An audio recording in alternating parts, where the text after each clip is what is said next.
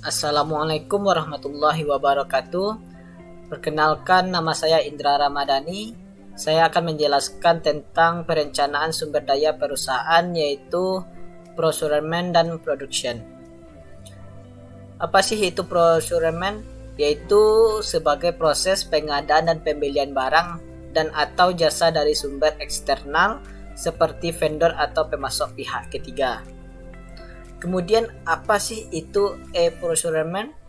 Yaitu proses pengadaan barang atau jasa pemerintah yang pelaksanaannya dilakukan secara elektronik dan berbasis web atau internet dengan memanfaatkan fasilitas teknologi komunikasi dan informasi yang meliputi pelelangan umum secara elektronik yang diselenggarakan oleh layanan pengadaan secara elektronik yaitu LPSE, Kementerian Keuangan, Biro Manajemen BUMN dan Pengadaan.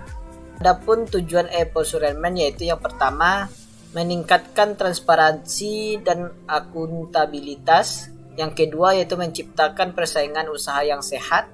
Yang ketiga, memperbaiki tingkat efisiensi proses pengadaan. Yang keempat, mendukung proses monitoring dan audit. Yang kelima yaitu memenuhi kebutuhan akses informasi yang real time. Kemudian apa sih itu manfaat e-procurement? Yang pertama yaitu mendapatkan penawaran yang lebih banyak. Yang kedua, mempermudah proses administrasi.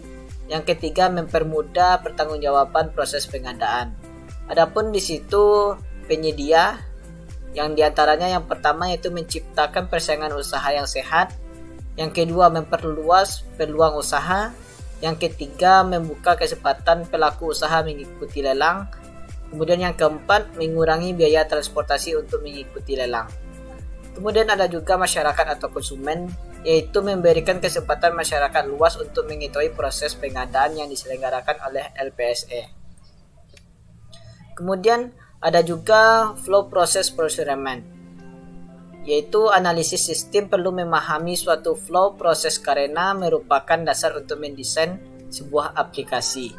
Untuk membuat suatu flow proses dari procurement, maka ditentukan entitas yang terlibat.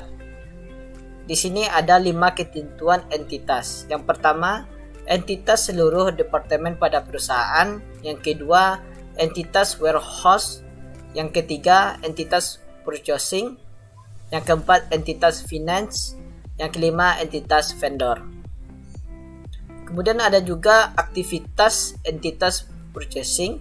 Yang pertama yaitu menerima info pembelian material atau barang. Yang kedua, membuat penawaran harga ke vendor. Yang ketiga, menerima penawaran harga dari vendor. Yang keempat, negosiasi. Yang kelima, membuat PO. Yang keenam, permintaan ACC pimpinan. Yang ketujuh, melakukan pemesanan. Dan yang terakhir yaitu membuat dokumen PO. Kemudian ada juga metode pelaksanaannya. Yang pertama yaitu tendering, yaitu tata cara pemilihan penyedia barang atau jasa yang dilakukan secara terbuka. Kemudian ada e-bidding, yaitu pelaksanaan pengadaan barang atau jasa dengan cara penyampaian informasi dan atau data pengadaan dari penyedia barang dan jasa. Kemudian ada juga yaitu e-katalog, yaitu sistem informasi elektronik yang membuat daftar katalog barang yang terdiri dari jenisnya. Kemudian ada juga e-purchasing, yaitu metode pemilihan penyedia melalui sarana e-katalog. E-kontrak, yang mana di sini yaitu melakukan kontrak secara aplikasi, yang mana mencatat perjanjian tertulis antara PPK dengan penyedia barang atau jasa. Kemudian ada juga yang paling terakhir yaitu marketplace, yaitu pasar elektronik yang disediakan untuk memenuhi kebutuhan barang atau jasa. Maka di sini kita bisa memilih yang mana yang kita mau di e-marketplace. Adapun di sini yaitu contoh layanan pengadaan secara elektronik yaitu LPSE pada pemerintahan. Dengan alamat linknya yaitu http://lpse.sumbarprof.go.id. Bisa kita lihat di sini. Ini adalah bentuk e-procurement yang digunakan oleh pemerintah. Di sini kita bisa melakukan cari paket, Kemudian apa yang kita mau cari di sini sudah tersedia. Ini adalah bentuk contoh dari procurement yang digunakan oleh pemerintah. Kemudian kita lanjut lagi dengan materinya, yaitu tentang production. Apa sih production itu? Yaitu bisa dalam bahasa Indonesianya yaitu produksi, yaitu suatu kegiatan yang dikerjakan untuk menambah nilai guna suatu benda atau menciptakan benda baru sehingga lebih bermanfaat dalam memenuhi kebutuhan. Kemudian kita bisa juga membuat sistem informasi untuk sebuah produksi. Di antaranya pengertiannya yaitu sistem informasi produksi adalah suatu sistem berbasis komputer yang bekerja dalam hubungannya dengan sistem informasi fungsional untuk mendukung fungsi produksi yang meliputi seluruh kegiatan yang terkait dengan perencanaan dan pengendalian proses untuk memproduksi barang atau jasa. Kemudian ruang lingkup sistem informasi ini meliputi rencana produksi, rencana tenaga kerja, rencana kebutuhan bahan baku, dan sistem pengendali produksi. Adapun tujuan dari sistem informasi produksi yaitu yang pertama digunakan dalam merencanakan, monitoring, dan mengontrol proses produksi yang terjadi sehingga lebih efisien.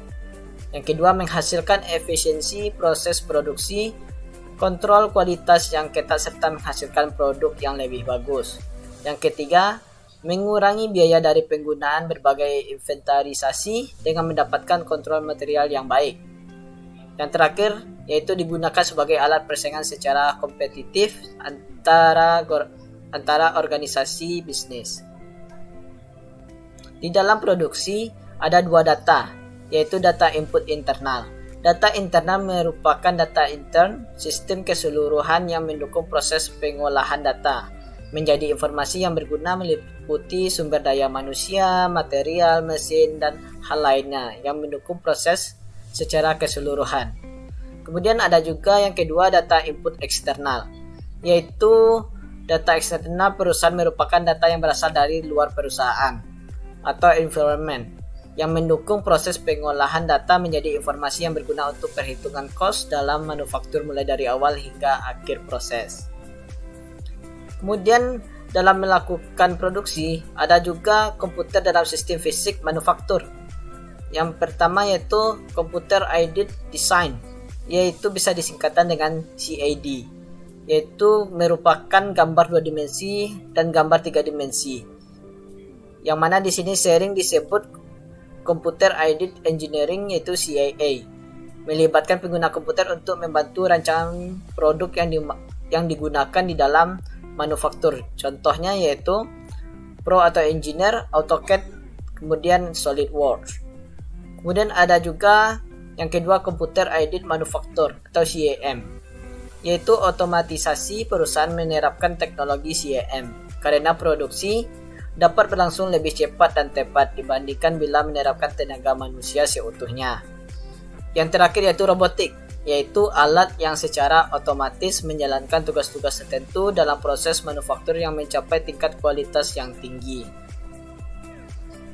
Sekianlah materi tentang procurement dan production. Terima kasih, saya ucapkan Assalamualaikum warahmatullahi wabarakatuh.